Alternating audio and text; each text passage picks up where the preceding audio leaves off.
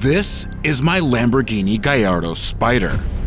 And when I spent my life savings to buy it 8 years ago, it was the cheapest example in the country. It was fire damaged, terribly modified, and couldn't drive under its own power. But in the following months, I rebuilt, repaired, and redesigned nearly everything about it, and it was glorious. Its custom twin-turbo 5-liter engine was capable of over 1,200 horsepower through a manual transmission. This was my dream car. But the truth was, I never finished it. It sat dead for years collecting dust because it had some major issues I couldn't repair. But in this video, I'm gonna do everything in my power to fix it and finally bring it back to life. And the first thing we're gonna do to finish this car is take off the turbo kit. Yes, the turbo kit that I put on in 2017. Now, the car made a lot more power, made a lot more noise, and flames shot out of the exhaust, but I've grown up since then, and I've realized that if I want a Lamborghini to run and drive every day, then I want to make sure that it has the least amount of extras that weren't on the car from the factory. So the first step to that is taking off this bumper, and then I have to undo everything I did in 2017. Now, I know what you guys are probably thinking, I have lost my mind, but no.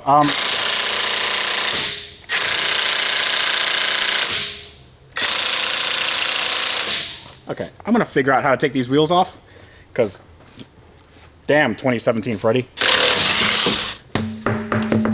So these tires have seen probably 20 miles, and they're from 2017, so they are junk. Rex, I need you to not judge me for what you're gonna see in this car. This is not, we're building a P1 Freddy. This is like, hey, wouldn't it be cool to buy a Lamborghini that's fire damaged and also I have no idea what I'm doing? It's straight up coming from a Maxima too. Yeah, this is like, I just finished building a Maxima poorly, so why not a Lamborghini? There is a bolt and a nut here that I just took off with my fingers. I made a lot of choices in this car. I know you did. I made a lot of choices and none of them were good. Lefty loosey, upside downy. We got this guy off. Finally. I'm sorry, Rex. I was doing your job. Man. It's fine. It's fine. It's okay. No, we're good. 3, 2, 1. Oh yeah. That's it. Look at that. Wow. Oh. So this is also something that I wouldn't do now. This is what's known as an aftermarket bumper. And what's great about aftermarket bumpers is that usually the factory bumpers are made of plastic, so they like deform, but this is made of fiberglass, and fiberglass, all it does is crack. We have a new bumper for it, and it's actually a factory bumper. So this is gonna go on eBay. This is gonna go on eBay. So is that your excuse for just using one bolt? Rex, I really need you to stop, buddy. I really need you to stop. I am really proud of this kit. So we came up with it on our own. My friend Tony called him the welding Jedi. He made this and we called it the baller pipe. So this is all stainless steel and we had it coated in, I think, Cerakote or powder coated or something. But everything here it sounds great and it looks great. It didn't fit up quite well with the bumper just because I didn't have the bumper on. So that's why I had to open this up. But if you look at the turbos, these are Borg-Warner EFR 8374s. And these are ball bearing turbos. They have titanium hot sides, and then that goes, like the oil goes from there into this. So I created this. It is leaking a little bit, but that's okay.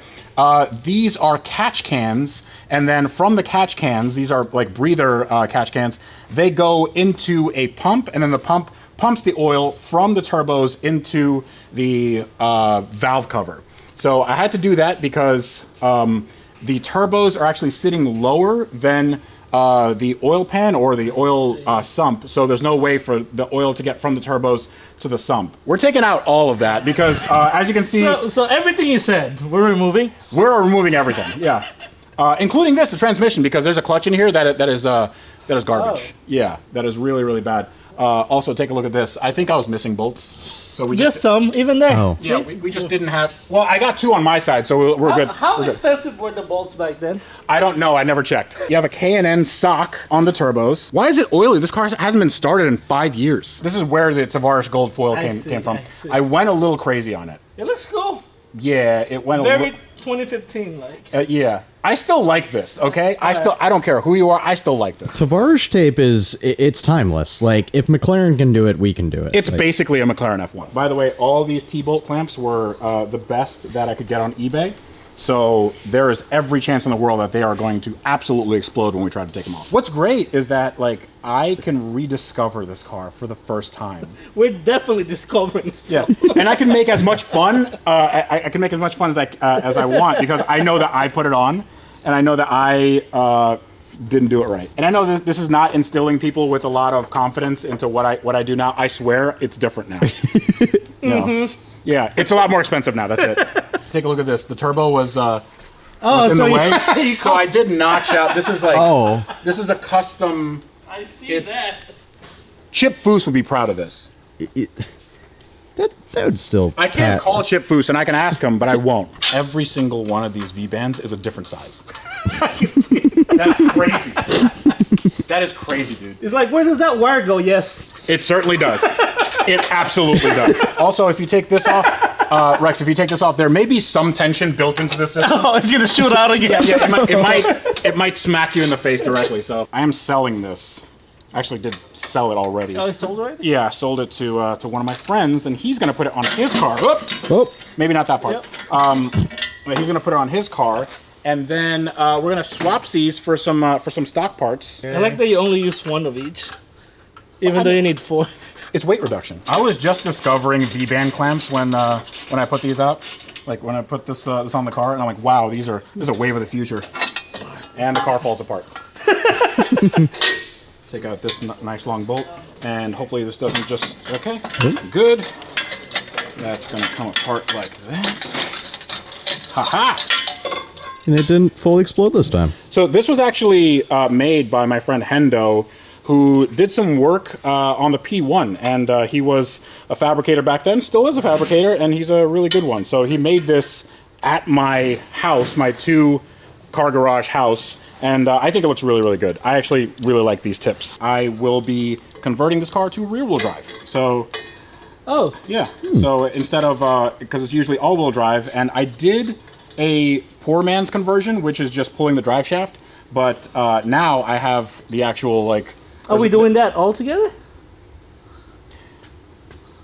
yes. Fine. You told me we're just removing turbos. We're also going to be changing out the top. Ha! Everybody has been, honestly, they have been getting on me because of the top, like, not working. The top never did work properly.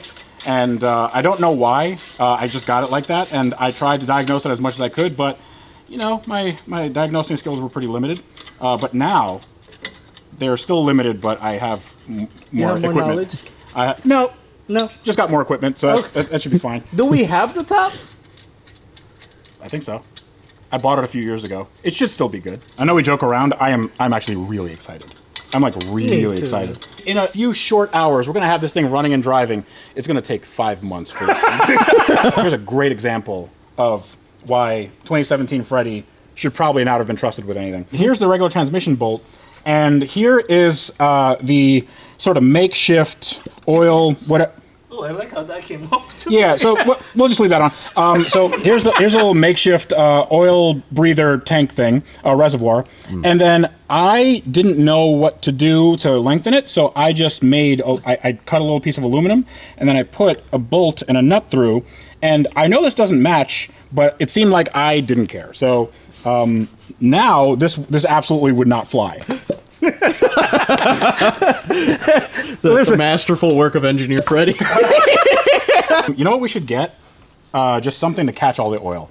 Because I guarantee you there's going to be oil in here. I did use some, I think it was VR1, like Valvoline VR1, or something that's like some crazy viscosity, and it was green. So that's why the oil is green. And also I put E85 in there, and I just left it in there. So all the fuel lines are completely like rotten. Seriously? Yeah. Oh yeah, we're doing the fuel system too. Do you think that there's any oil in this? A lot. I don't think so. That's not that much. It hasn't come out yet. It's up here. Let's release this. Well, guy. hold on. This is.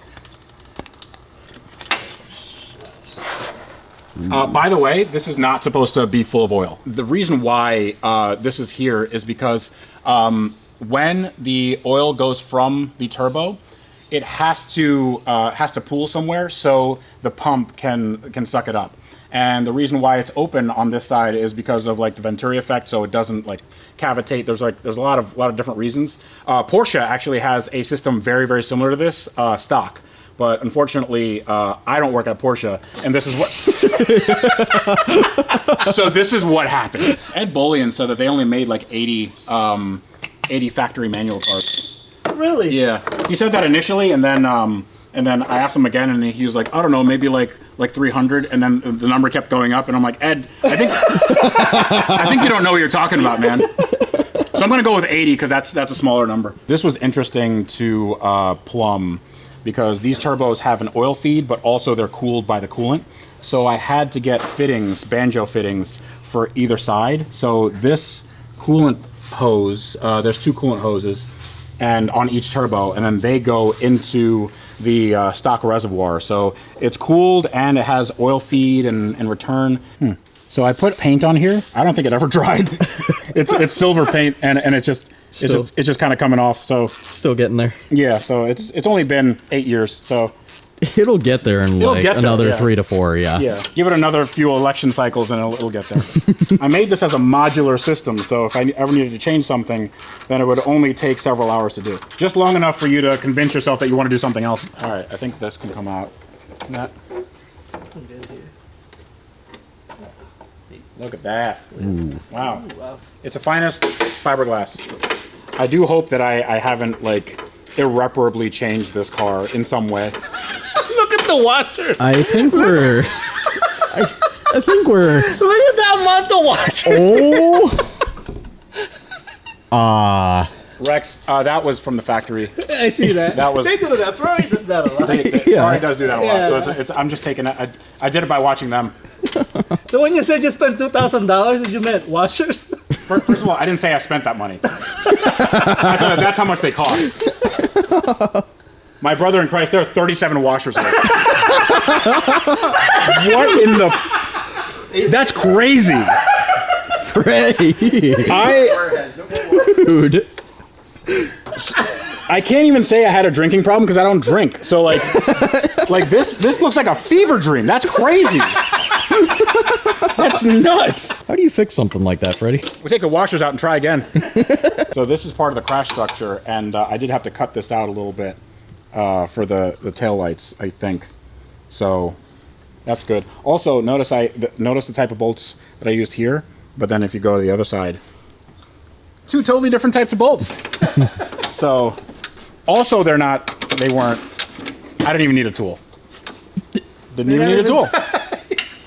Don't bother searching for tools because you're not going to need them. All joking aside, I had to build this car right because I knew the experience of driving an older Italian supercar was getting more expensive by the day. My Gallardo, which was the cheapest in the country when I found it on Auto Tempest in 2018, cost me 64 grand. But if you study price trends like I do, you'll see that these baby Lambos now sell for nearly triple that amount. And if you compare them to prices of Ferrari 430s, these cars still have a ton of room to grow, especially with a manual transmission. And that's why anytime I'm looking to buy a new daily driver, window shop, or do research on a specific make and model, my one and only stop is Auto Tempest, which is a free platform that puts every major car listing site into one easy search. Not only can you get a bird's eye view of the nationwide car market, but you can also see if an individual car's price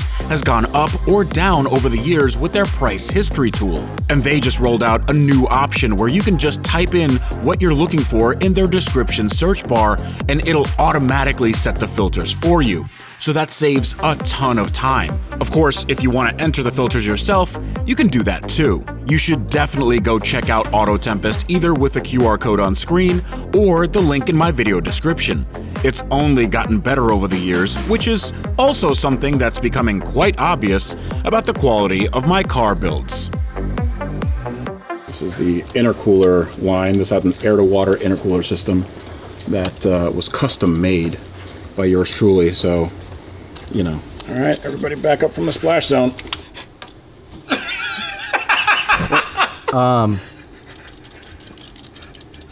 She's all done. So yeah, it evaporated. It evaporated? Yeah, over. It was too hot. Yeah, it was really hot in here. Yeah. Yeah. Okay, cool. So that Not makes even a tickle drop. Wow.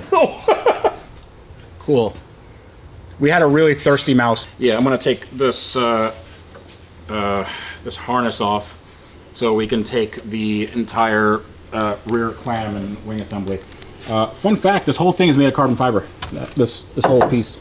Oh, dang. So you know, that's my first foray into the carbon fiber world. It's got a like. Oh yeah. There you go. Now you can come my way. Yep, got it. Sweet. Look at that. Yeah. I feel like Christian von Koenigsegg would be proud if he saw this. Christian, if you're watching this, can you just write hello in the comments? If you approve of this build, write 1. And if you don't comment. I think we should be good to go there. And now this gigantic 2,000 horsepower intercooler that is like way overkill for this power level can come out. Look at that. Wow. Is it heavy? A little bit. So this is a TurboWorks Exapump, and this will take the oil from the turbos, from the oil drain from the turbos, and then it will put it into the valve cover over here. So realistically, I mean, not the most elegant solution, but also gonna probably need a new valve cover. Look at this engineering. Okay, first of all, riv nuts. Okay. You made it fit. I put riv nuts. This is just a piece of metal that I found somewhere, and then it's a channel section, and then I put like little rubber baby buggy bumpers on this, and just so it wouldn't chafe. I would have just used some sticky rice to stick it together. And not only that, I painted it. Oh, that's painted. That's painted. So wow. Listen, man, you know, Engineering on its finest. I should have a job at Koenigsegg. I put a random bracket in here. You know what that was for, Rex? What is it for? I have no idea. I was asking you.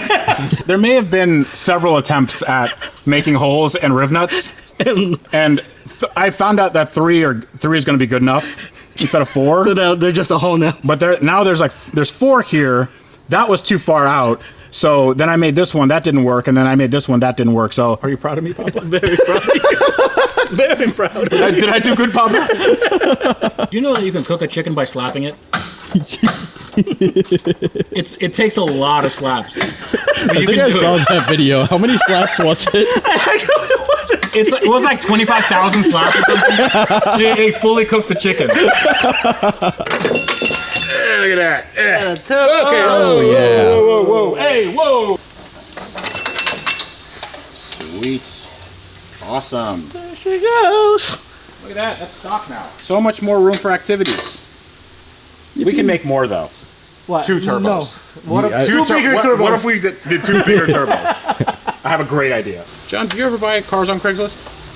Is that before your time?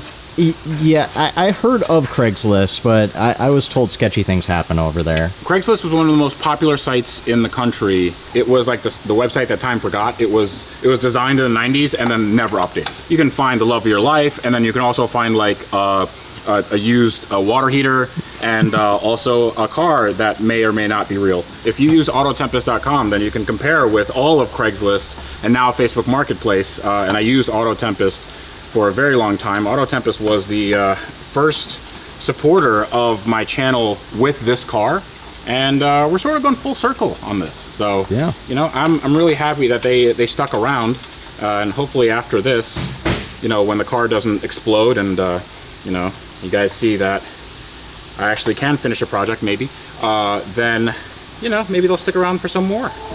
Now, while I was extremely happy to finally be working on my first supercar project again, it was bittersweet because I was taking off every component I spent countless hours installing. But I knew that with every part removed, it got me that much closer to driving a manual convertible Lamborghini. So I took off the upper metal subframe that held in the intercooler, followed by the Gallardo's external oil tank for its dry sump system. This gave me the chance to lay the entire turbo system out on the floor to see every component I used at the same time. Well, every component that was in the back of the car, because I still had plenty of work to do in the front.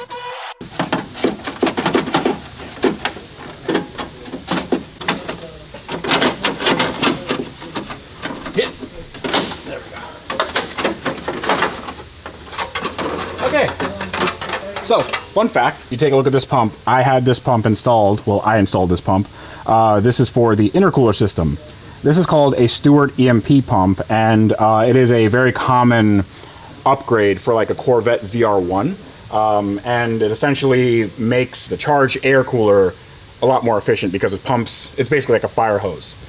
This pump is exactly the same as what you get in a McLaren P1, the exact same one. So yeah, that's a fun fact. That's a lot of fun. I'm having fun. I'm very sweaty and I'm having fun. Wait for it. Wait for it. It's a little well endowed here. It's a little stuck. I think it needs some lube. All right, there we go. Yep. Yeah. That's... With my custom Lamborghini part thrown in the P1 parts pile, I started to remove the custom front heat exchanger, which is sort of like a regular intercooler, but instead of cooling the compressed air that goes into the engine from the turbos, it cools the fluid that in turn cools the air that goes into the engine through the water-to-air intercooler in the back. I know that sounds way more complicated than a traditional system, but it can be much more efficient. But since that system only works for turbocharged or supercharged applications, and I was deleting my turbos, it had to come off the car. And so did the one part of the car that had never worked since I got it, the convertible top. So is this how a 25-year-old Freddie Brain looked like? 25? You think I had a Lambo at 25? How old were you when you had a Lambo? 26? I was 48 years old, right? Yeah. You look well. Well, I actually got younger since then. Back here is where you have the convertible top, hydraulics. Then you have all the ECU, the engine control unit wiring, and that is all aftermarket. And then you got this, you got the light, and that's cool. And then you have the window that goes up and down. So there's a lot happening. Window back there. Yeah, but also underneath all of this are the fuel pumps, which we need to take out. Oh. Yeah, because you had E85 sitting on there. Yeah, I had. I also had some aftermarket fuel pumps that may not have been installed 100% correctly, like 98. So this all have to go? No, just like most of it. Also, we're gonna find out why the top doesn't work, maybe, and we're gonna replace all of this stuff. Maybe. You know what? I don't know. What is that? This is the hydraulic block for the convertible top. 3, 2, 1, time lapse. It is incredible how much stuff Lamborghini fit into this car, because we battled with the wiring, the central fuse box, the hydraulic lines, and hydraulic blocks, all to get the power rear window tray off the car. And just behind that were the explosive hoops that work with the airbag system to deploy in case of a rollover. Now, Rex and I left that in place, but removed the seats to gain better access to everything. And after the last of the top frame bolts were undone, we could finally try to remove the top from the car. And it was surprisingly light. God damn. My butt. Oh, my butt. You go ahead. Yeah, it wasn't. I thought it was light. Yeah, that wasn't so bad. Why don't we just put it down right here? The intake plenum was next on the chopping block because it was internally modified for the turbo setup, and I'll explain why that's important later. With the top of the plenum removed, it gave me a really good opportunity to admire the bonkers-looking intake runners, which gives the Gallardo's 5-liter V10 amazing response throughout the entire rev range.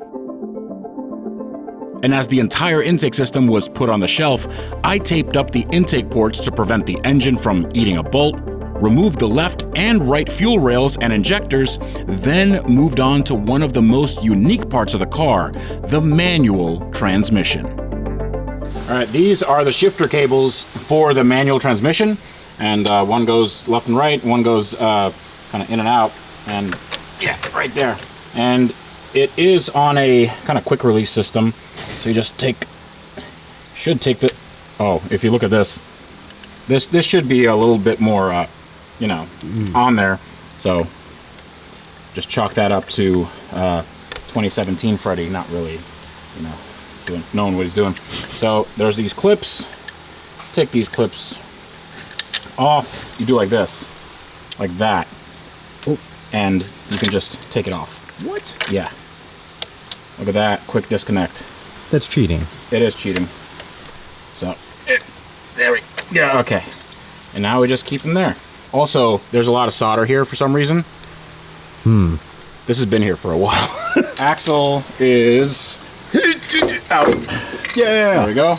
Sweet. There we go. And then we put that somewhere over. Why is there oil coming out of things? That shouldn't be there. Now we can find out all the bolts that we need to take off for the transmission. Then we take that off, and then we see how bad the clutch is. Okay. This impressive feat of strength. Let's do it. 3, 2, 1. Oh, okay. Yeah. That was good. It's not because this wasn't on tight. It's because I'm so much stronger than I used to be. Proud of you. And Rex is proud of me. That's why I do everything that I do, because I need Rex to just tell me that he's proud of me. It would be great if I wasn't tightening. So Jack was just looking at me off camera disapprovingly. When life gives you lemons, you have a lemon party. Don't look that up on the internet. Rex, can you, like, if you grab this with your giant forearms, because you also take testosterone. You actually take more than I do. Yeah, I take like 5 shots. Yeah, like every day. Yeah. Yeah. What? So just grab it and then try to. I might crack the transmission. I know. Yeah. Pull? Yeah, pull. Yeah. Is it? No, just. Oh, look at that. Hey. Look at that. You're so strong. I actually thought that was going to be a lot harder than it was. I was surprised. That was very anticlimactic. I'm sorry. Yeah, that's good. The cracking sound was my wrist. While most supercars can have the transmission removed from the bottom, the Gallardo's gearbox has to be removed from above because the frame, from the front to the back, is one big piece of aluminum. So we brought out our handy-dandy engine hoist to help get the job done. Right after I gave my cameraman a new name. Come over here. Yeah. Is it Jonathan? Is it John? No, it's just John. Is it Jimothy? is that what it is? Jimothiah. Jimothiathan. What I'm going to do now is called brute force method. Oh yeah, There it is. It loosened. It's loosened. Oh, did it? Yeah. Yep. Okay. All right. There we go. Aha. There we go. Okay. All right. Up, and all right, just bring it back and down. Look at that. Yay! Look at that garbage clutch. Hey everyone, so this is the part of the video where I'm gonna get really geeky because in front of me are 3 different types of clutches. Now, if you don't know what a clutch is, it essentially just takes the engine and transmission and sort of marries them. But like kind of intermittently, you know? Like if you don't want them together, then you can press a pedal and then they separate, but it's not a marriage, it's more like they're dating. Anyway, this is the clutch that came out of the car, and this is the clutch that I got when I bought the car. This is a spec twin disc clutch, and this is meant for performance cars. Since the car was modified to have twin turbos and a lot of power, this is the clutch that they put in, and this is, in my opinion, garbage. Because if you open it up, you'll notice that this is what's called a solid hub. Now, this is one of the discs, and if you take this off, then you have a metal ring that's called a floater plate, and you put this down right here, and each of the discs has a metal ring, and then there's more friction material, so that is the second disc. And these discs are supposed to transfer the power from the engine to the transmission and to the drive wheels. When they don't have springs in this section, all of the driveline vibration will just go into basically anything else. Your kidneys, your spine. It's really not a nice ride, but they do hold a lot of power, I'm told. I don't know. We're gonna get rid of this because I hated the engagement of this clutch. Now, initially, what I wanted for this build was a very clean, really high horsepower Lamborghini, like 1,000, 1,200 horsepower. And because of that, I got this. Now, this is an HCF Autosport clutch. And the guys at HCF Autosport, they actually sent this to me a very, very long time ago. Now, this is essentially what we have here, all of the race technology and the friction materials and all that stuff, but the drive is much, much better because if I turn this around, you can see, well, this is a brand new clutch as well. There's springs in the discs themselves. So these are bolted together, and this right here is the floater plate, but the springs take up all of the driveline vibration, which makes the driving experience a lot more enjoyable, a lot more livable. However, since I've decided not to do the twin turbo and 1,000 horsepower, then we don't really need all of this like friction material and race stuff. And even though it does have the springs, it still is going to be a lot stiffer than a normal clutch. The problem is the normal clutch, the stock clutch on one of these cars, it's a Lamborghini part, and it costs something like $6,000. But thankfully, because there are aftermarket companies that know this and know that these cars are getting cheaper, well, they were cheaper, now they're more expensive. They were at one point cheap, not cheap, affordable. They wanted to make a clutch that was also affordable, and that is this one right here. So this is a Pega clutch, and this is by a company called GTE Engineering. And this is a clutch that they take from a stock car and then they rebuild it. They put their own friction material on it, and it is a stock twin disc clutch. So the design is exactly the same as these, but the friction material is a little bit more forgiving, and it has the springs that we're talking about. So if I take this apart, I'll just grab this. And this is all one unit, has a flywheel, and this is their new friction material. You can see these springs are a lot bigger, which means that it takes up that driveline vibration. Another thing that's really, really cool about this clutch, the input shaft splines, you can see that the input shaft splines, can you see it? Mm-hmm. Hello. They go all the way through.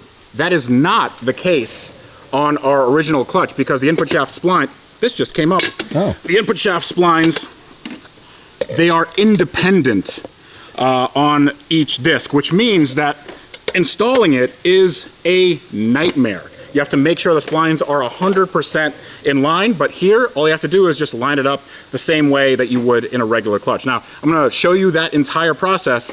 But what I love about this clutch is that instead of paying something like $6,000, these are way, way, way more affordable. So I'm gonna put the link in the video description below.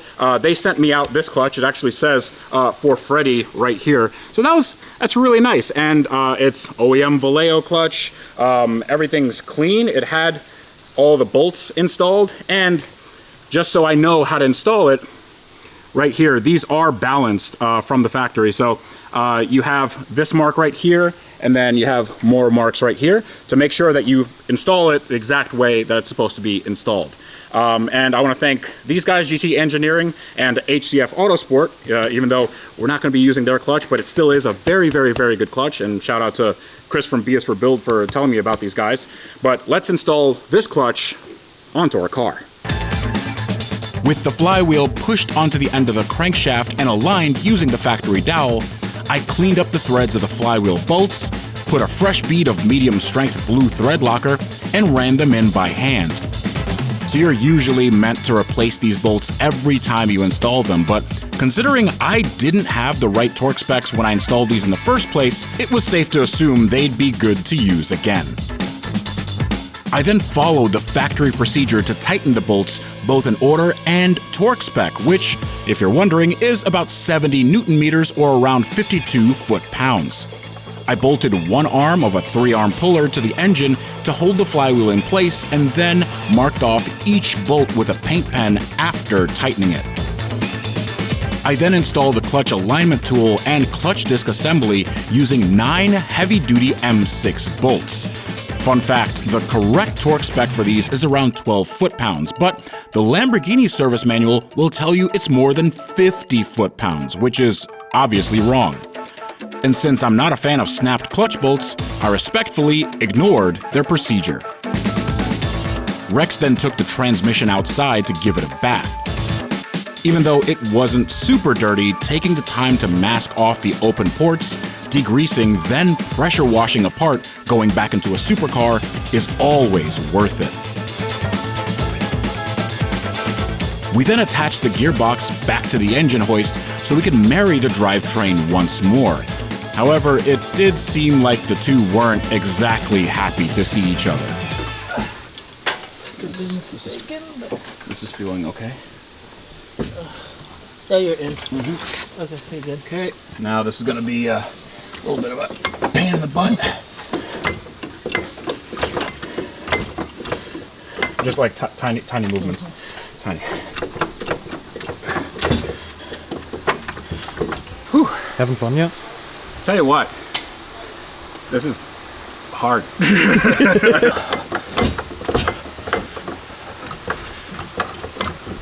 1.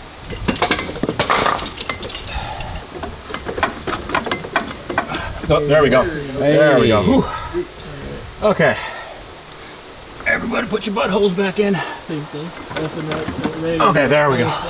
That felt good. Okay. All right. Whew. Yay! And I'm not even sweaty.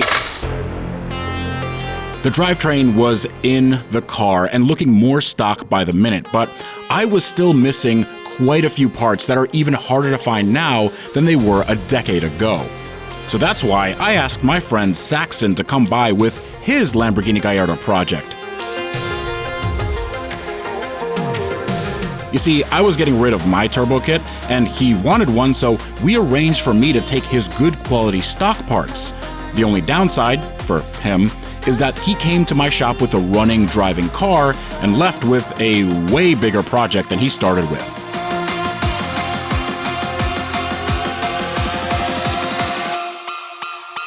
The guys and I took everything from the back of Saxon's car, and we double-checked what we needed by comparing the two cars in real time. And although it was very nice to have both cars side by side, the donor car was a 2007 Coupe, while my car was a 2008 Spider with several differences between them. But I figured that was going to be a problem for future Tavarish. And here's everything that we're going to put back in the car. At least I think this is what we're going to put back in the car. What we're going to do now is we're going to put back things like this, which is valves for the intake manifold, and also things like this. This is the secondary air injection, which actually does a cool thing. So when you start the car, for emissions purposes, a pump pumps extra air into this valve. The valve opens up, and that actually goes into the exhaust. It's kind of a weird system, but it's needed for emissions, and we're definitely going to be putting all that back. So I'm going to make this sort of pile of parts disappear into the car. We're putting it into the car. We're not throwing it away because I don't know where else to find this. And because these parts are so rare, I'm making sure that every bolt is tightened and marked just like it would have been from the factory, starting from the transmission mount bolts to the shifter bracket and even on the mounts for the secondary air injection valves. If it's worth doing, it's worth overdoing. And speaking of, welcome to a very, very exciting part of the build because I get to make fuel lines, and making fuel lines is fun because this is where we make sure that we don't explode driving down the street. This is a very special type of fuel line. It's called a PTFE line, and you can see that it is braided on the outside, but on the inside it is plastic lined. So there's a plastic inner lining that allows basically any sort of fluid, any chemical to go through it. Now it is a little bit easier to kink, so you don't want to have like really, really tight bends in this. Now what I'm doing, instead of using the OEM lines, the factory lines that we got from the other car, because honestly they're in really, really bad shape, I'm making brand new ones, and I'm just measuring from our fuel filter, which is aftermarket, but it should be in really good shape. We're gonna go from here, from the fuel filter to the fuel rail. It has to go underneath this big frame section, underneath and then to the fuel rail.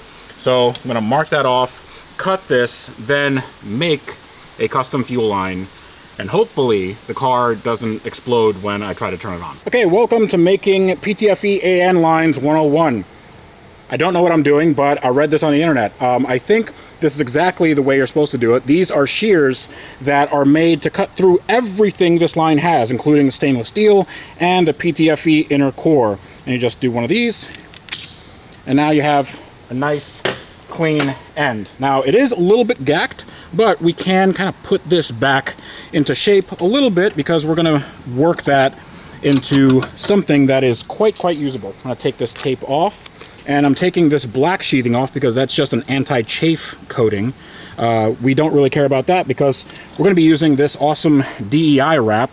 And DEI is not the political thing. It's a company that was around before. Anyway, this is for anti-chafe and also to ward off heat. And heat is going to be really, really important because we don't want our fuel lines getting hot. So I have this handy dandy tool. I don't know if it's going to work very well, but this tool, if I get the right fitting on it and it doesn't spring out and hit me in the face, this should make the install of all this very, very simple. I'm told that all you have to do is press one side of this onto our new cable or new hose wire. Here's what I have to do to carefully put that in here. And then if I push down, then it should, yeah. Basically it separates the inner from the outer layer. And then if I take this out, now we have a clear visible difference between the inner PTFE and the outer layer. Now this is what's known as a ferrule. This is part of the fitting and that goes around here. And I think you use the same tool to just push this down. You want that to be nice and flush. Just push it down as much as humanly possible. Now usually what you'd have to do is you have to put this end on first. But since I have total command of this entire hose and we're taking off the sheathing, I'm going to put it on from the other side. So I just take this all off, just kind of undress it like that. Oh. And then put this side in, like that.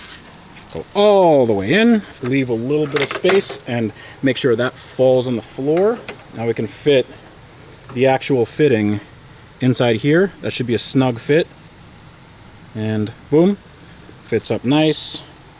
And now we can just tighten that up. And that is our hose end right there. And we have a special AN wrench.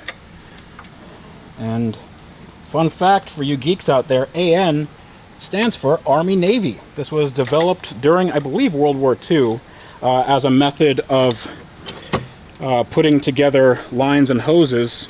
And this was an American military thing. So, you know, this is it's kind of cool, but also very, very old. So we have a 90 degree, and then we have a straight fitting, and that should be one finished feed line for a Lamborghini Gallardo. And how many finished feed lines do we need for a Lamborghini Gallardo? I don't need that kind of negativity in my life, so like let's just pretend like you didn't ask that question. Okay, so now we have our official fuel test pressure thing that certainly won't explode. So I have connected this tire pressure gauge to our fuel line, and hopefully it won't leak absolutely everywhere. We're going to test every single fuel line because the last thing I want is for our homemade fuel lines to leak. So these are supposed to be around 50 something PSI, and that's pounds per square inch. So that just goes to 120 PSI. So right now there's 120 PSI in this line, and seems to hold pretty well. Hasn't exploded yet. So I think this line is good. Freddie, I'm not saying I don't believe your ability to seal up these lines, but Just watch. Watch. And learn? Maybe? Yeah. okay. All right. Yeah, I think we are Yep. we are Gucci fam. Okay, all I have to do is do this another like 8 more times and we're good.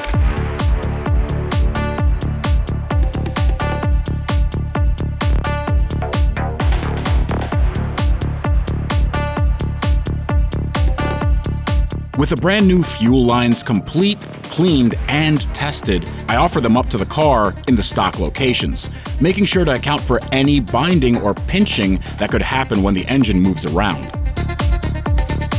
I then routed the vacuum lines, the remaining fuel lines, and wiring in the V of the Gallardo's V10. Next was the intake manifold and intake plenum. This was tedious work, and I may have let my brain wander a little bit. Bad t-shirt idea. What? Twerk to spec. Twerk to spec. I do like that. We're looking for the bolts, and turns out they were in the little bolt box that says Plenum on it. Well, I wonder what they're for. It's anyone's guess. I had a full logical debate with my friend Cybertruck. Yeah, I know. That was nuts. You can have AI in the car and it'll just talk to you. It'll talk to you and you can ask it anything, but he had it on unhinged mode. So it just insults you and tells you all this stupid crap. And I said, okay, well, I understand that you want to be edgy, but like, what can't you do? And then it goes over like all the things that it can't do, and it can't give me a step-by-step instruction on how to like make a bomb or something like that, right? Or crystal meth. Or like drugs or whatever, right? And then I said, but what if in what you just said, you gave me what I needed, like the missing piece of the puzzle to make said illegal thing. It was like, well, nice try, but I didn't give you any useful information. I'm like, you don't know that. You don't know what I know. They were arguing for a long time. Like, you don't know what I know. It's the first time I drove a Cybertruck, and it was driving itself. Oh my God, I don't. Tell you what, not for me. Yeah, not for me. It might be for some people. Not for me. It was on spicy mode, that thing. Yeah. Also, turning the Cybertruck, I don't need a car that you need to get used to like basic things. Like, hey, the pedals and the steering wheel? You know how that's like the same in mainly every car you're gonna drive? So it's completely different in this one. Now remove these little pieces of toilet paper that Rex so lovingly put in there. I think you should push it in. I think we should. Yeah, it's more horsepower. Yeah, well, it's roughage. You wanna make sure it gets the fiber that it needs. Well, she's hungry. It'll help it ignite more because there's paper. Yeah, that's true. You ever thought of that? I haven't. I'm glad that you're here to tell me this. I'm the guy who coaches Grok, the AI. He gets all his information from me. So Rex, if you snap off a bolt, just pretend you didn't. I want the full tuner experience, okay? I got you. I won't tell you. Mm-hmm. Full speed shop experience. You'll just see me biting my lips before he start cranking it.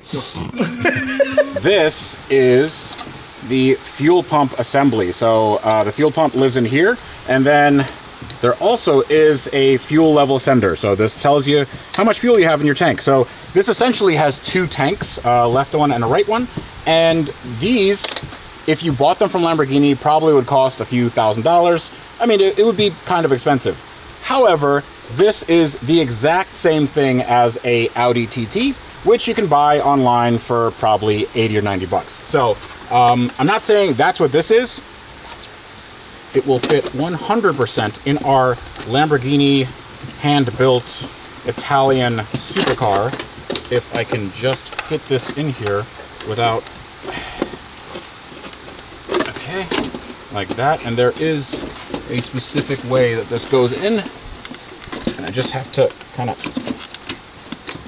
you don't want to force things, but you also kind of have to. And there's a little rubber O-ring here that just goes around somewhere, maybe. And then I just need to push this down. Now it's down. And there's a nice little cover plate here. The cover plate goes on. So there are arrows here. That arrow should be pointing to this bolt. And then we have our in and out lines. All I have to do is install the new bolts. And I did get new ones. Hold on. I'm just gonna get some. There we go. So, and we're using some Loctite. Loctite here. And as soon as I install this, then we can start the car, except for lots of other steps that I forgot. Yeah. We should be ready to go. We should be 100% ready to go. Yeah. That's not true. Now, even though I turned my usable workshop into a tool dumpster, we were making huge progress with no signs of stopping. The fuel rails, which hold the injectors, were bolted back on, followed by the bare metal subframe from the donor car. We installed a brand new 12-volt battery, and then the guys got underneath to put new O-rings on all the air conditioning lines and filled it with refrigerant. So we were officially in the add fluids part of the build, but not before I noticed something a tiny bit concerning. Welcome to hell. So this is my oil tank, and this is the oil tank that we actually took off the donor car, and it was a different color, and Jack very graciously cleaned it up, and now I kind of wish he didn't, because you can see how dented and destroyed this thing is. It looked like it's been like in a, I don't know, like in a blender or something. So every single panel on this is dented and like put back, but very, very poorly. This is welded for some reason. It shouldn't be like this.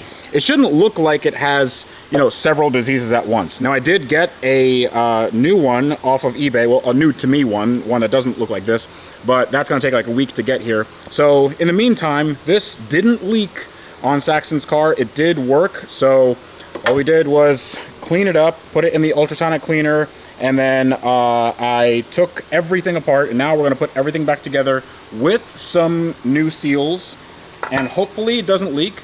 Watch it leak. It'll probably leak, but we're just gonna use this for the initial running, and then when I get my new oil tank, then we can put that new one back in, which means that we'll have to take stuff apart, but that's gonna be a later Freddy problem. This is the oil pickup tube, and you can tell because that's where the oil goes. I put a new O-ring in here, and I'm gonna use this very, honestly, bad RTV.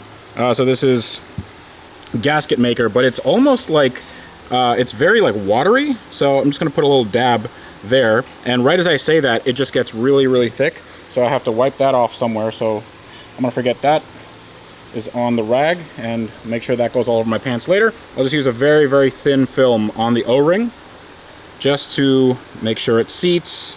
Because to be honest with you, I don't know if the mating surfaces on this and this are flat. They might be a little cattywampus. This just goes in something like that.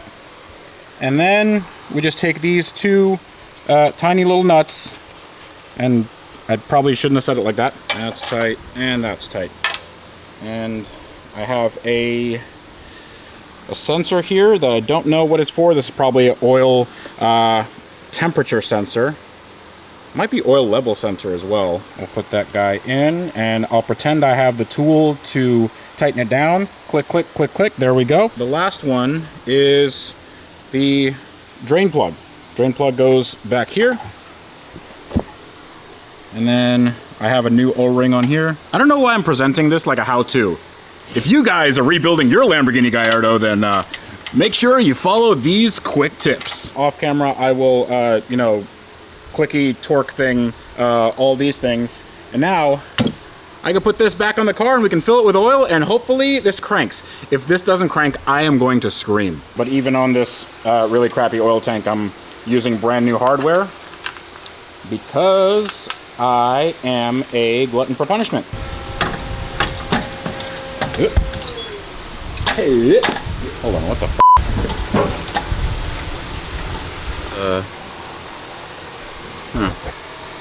Okay, so we have a little bit of a tolerance issue. What in the fiddlesticks? So that is like a legitimate problem now, because I can't connect the oil tank. Jesus, will this fix the tolerance issue? It can, but it will introduce other issues. And just like that, we have the part. Look at it. Now it has a little chode, little dingle dang right there. So thanks to John, the cameraman who is behind the camera right now. John actually went to go get this from the guy that I traded all my parts for. So he went and got this and a bunch of other little odds and ends so we can put this in the car and put some oil in it. You know what? I'm gonna test fit it on the car right now. So we're just gonna make sure that it fits the way it's supposed to. And just like that, boom. Look at, whoop, hold on. I'm gonna make sure, okay, now we're okay.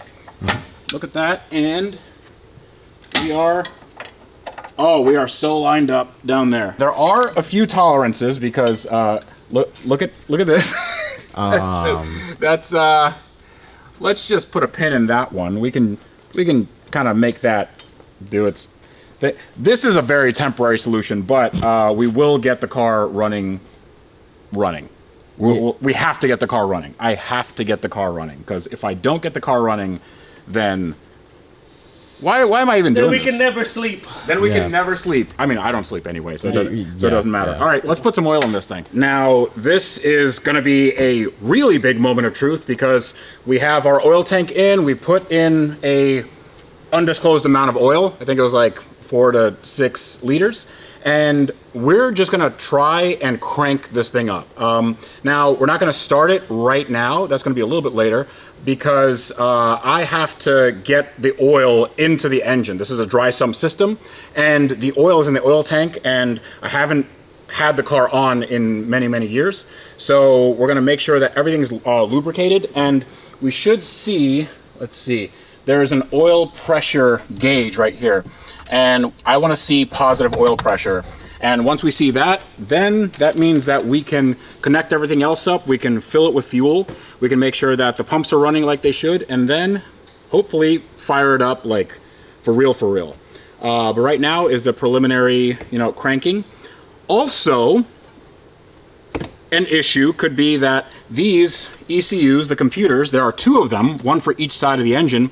They are not originally from this car. I did get 2008 ECUs because, getting a little geeky here, but the 2008 is different from the 2007, has different throttle bodies and a few other differences. And because of that, I don't know if there's going to be an immobilizer issue. Sometimes these keys have to be paired to the computers. I don't know if that's the case here, so we're going to just try it. We're going to try, and something might happen, something might not. So if, in case something happens and I scream real loud, there's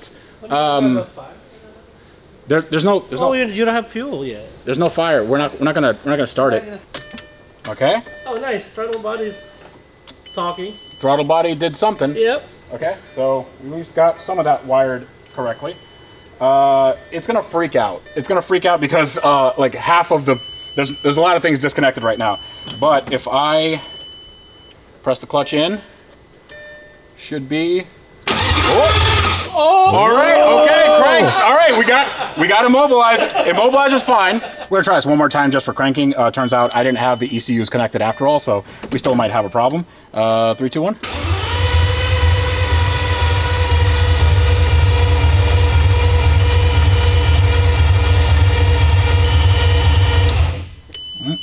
That's different. That is different. So. Maybe just needs more cranking.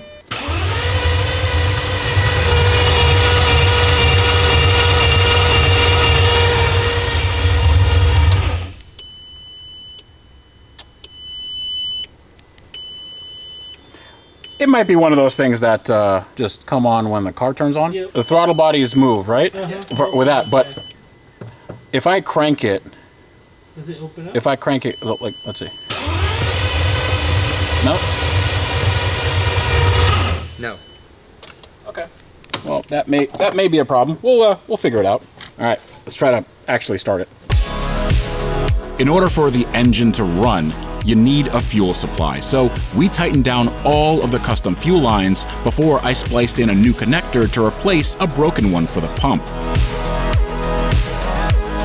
Rex and Shop Dad Jack then installed the temporary exhaust downpipes along with oxygen sensors and exhaust temperature sensors, also known as pyrometers. We sloshed 10 gallons of fresh 93 octane into the bone-dry fuel tank, which was the first fill-up this car has had in the last decade. And as excited as we all were, I wasn't trying to rush the crucial next step.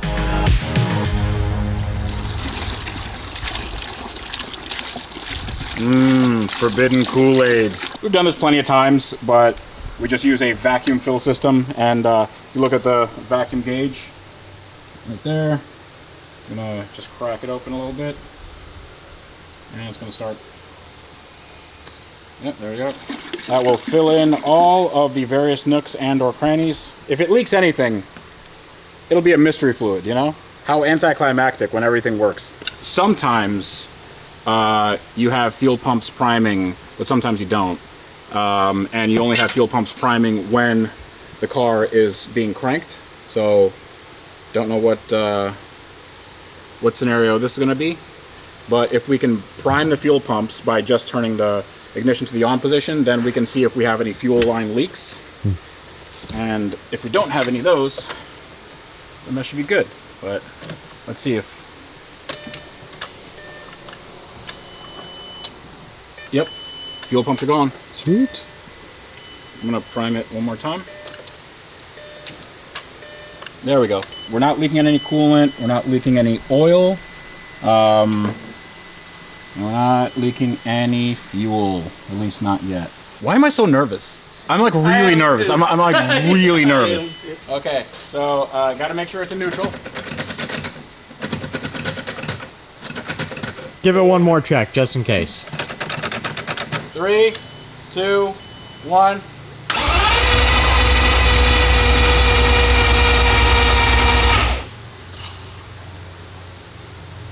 That doesn't sound like it starts.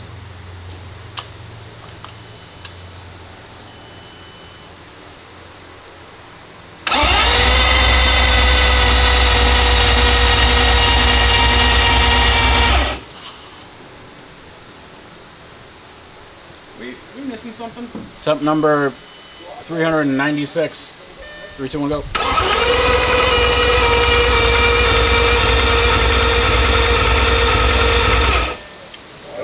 Feels like it doesn't have spark. Yeah, it's not really spark. Situation update. Not good. This may be an immobilizer issue. I initially thought maybe the ECUs needed to be grounded, so we literally bolted them down to the body of the car. And right there it says safe on the odometer, and that means that it triggered some sort of safety system, some anti-theft system, because the ECUs that we got, the engine computers, were not from this car. So there's going to be a mileage discrepancy and a VIN discrepancy.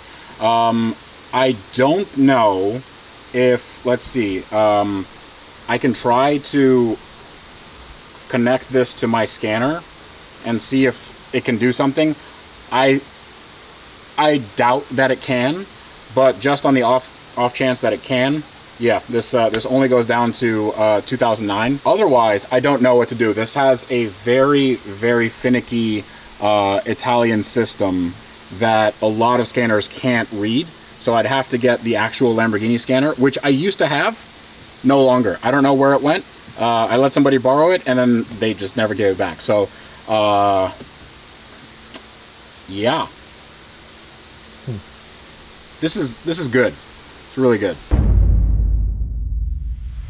Okay, situation report. It is several days later, and car still doesn't run. So I have another scanner. This is called a Texa, and this is honestly really close to the dealer level scanner. However, I don't think it's going to do what we needed to do, because that still says safe. And even though it says safe, it's not very safe to run.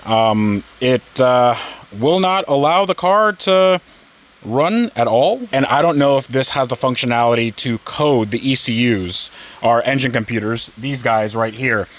So I've been here for about 2 hours, but before that, I've been at this for about 5 days. And this is me trying different software and making different cables. I'm not giving up though, but I honestly don't know if this is possible without dealer help.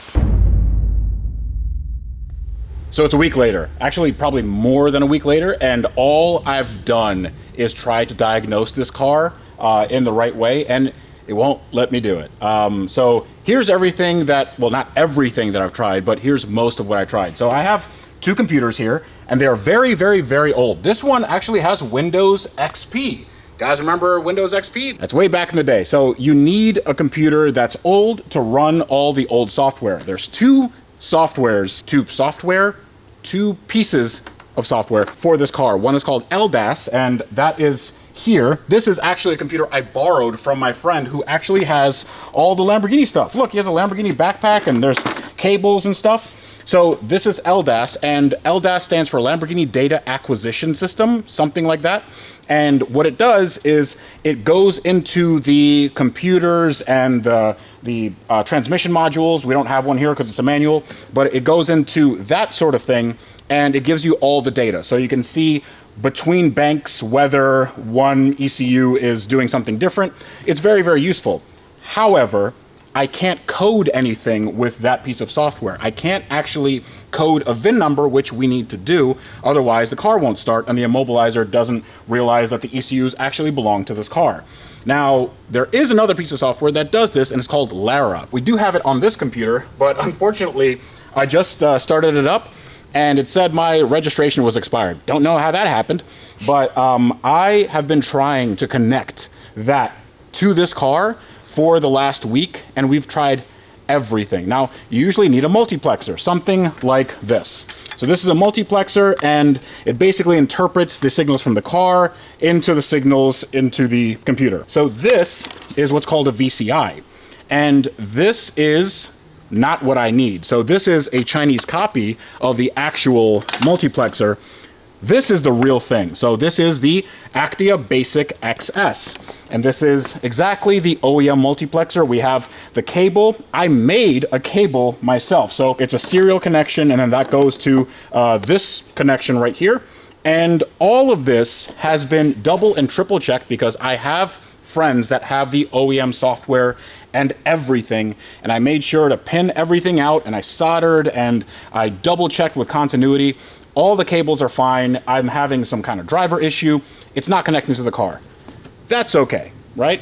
Because even if I connected to the car, we still couldn't code the VINs. The reason why is because to code the VINs to the ECUs, I need to go through Lamborghini. If I had this set up as an independent shop, it would still have to email Lamborghini and get what's called a zip file to upload to the car and then update the ECUs. So at no point can I do this myself. It is really incredibly frustrating because I've been here until like midnight every single day trying to figure this out and dealing with, you know, this ancient technology just for this software to tell me, hey, you can't do anything anyway. So I think what I have to do now, either I have to figure out how to go around the security thing, or we have to take this car to the dealership. I'm not above doing that. I think that's fine. I want to make sure that this car is every bit as good as I want it to be. I want to make sure that this is a good OEM example, and also it doesn't burn to the ground. So I'm really sorry that the car didn't start in this episode, but in the next episode, we're going to make more steps towards that. Hopefully it starts in the next episode. If it isn't running, it's going to be complete. Also, we're going to modify it a little bit. Yeah, because I have to modify things. Oh, all right. I got a lot of work to do.